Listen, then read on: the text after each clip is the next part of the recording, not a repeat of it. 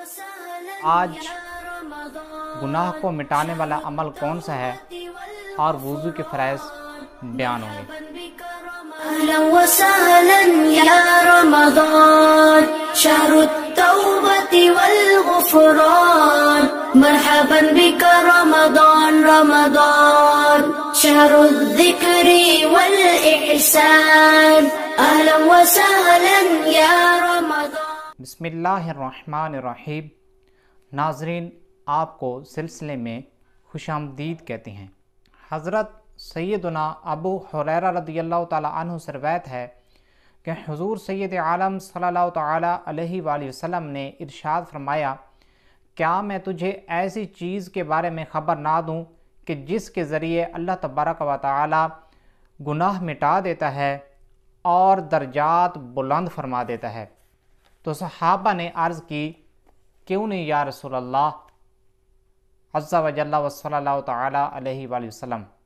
تو حضور سید عالم صلی اللہ تعالیٰ علیہ وآلہ وسلم نے ارشاد فرمایا کہ مشقت کے باوجود کامل وضو کرنا اور مساجد کی طرف زیادہ چل کے جانا، ایک نماز کے بعد دوسری نماز کے انتظار میں بیٹھنا، تو یہ جہاد کے لیے گھوڑے تیار کرنا ہے، تو یہ جہاد کے لیے گھوڑے تیار کرنا ہے، تو یہ جہاد کے لیے گھوڑے تیار کرنا ہے۔ یہ الفاظ حضور سید عالم صلی اللہ تعالیٰ علیہ وآلہ وسلم نے 3 مرتبہ دہرائے۔ ناظرین، اب سنتے ہیں وضو کے فرائض کے بارے میں۔ پہلا فرض ہے چہرہ دھونا، یعنی ایک کان کے لو سے دوسرے کان کے لو تک، اور جہاں سے عموماً بال اگتے ہیں یہاں سے لے کر تھوڑی کے نیچے تک، یہ چہرے کی تعریف ہے۔ دوسرا فرض ہے کوہنیوں سمیت دونوں ہاتھ دھونا۔ تو یہ کوہنیاں جو ہیں ان کے سمیت دونوں ہاتھ دھونے ہیں، کوہنیوں تک نہیں دھونا۔ اگر کوہنیاں دھونے میں رہ گئیں تو پھر وضو نہیں ہوگا۔ تیسرا فرض یہ ہے کہ چوتھائی سر کا مسح کرنا، مطلب سر کے 4 حصے ہیں تو ان میں سے چوتھے حصے پر مسح ہونا ضروری ہے، اور پورے سر کا مسح کرنا یہ سنت ہے، اور چوتھائی سر کا مسح کرنا یہ فرض ہے۔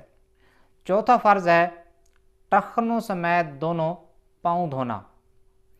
اگر یہ 4 فرائض میں سے کوئی جگہ بھی ایک بال برابر بھی خشک رہ گئی تو وضو نہیں ہوگا۔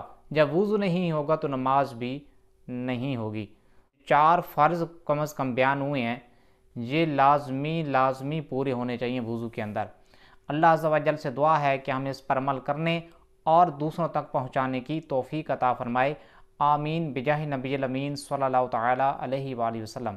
اسلامک اور معلوماتی ویڈیوز حاصل کرنے کے لیے ہمارے YouTube چینل کو سبسکرائب کریں۔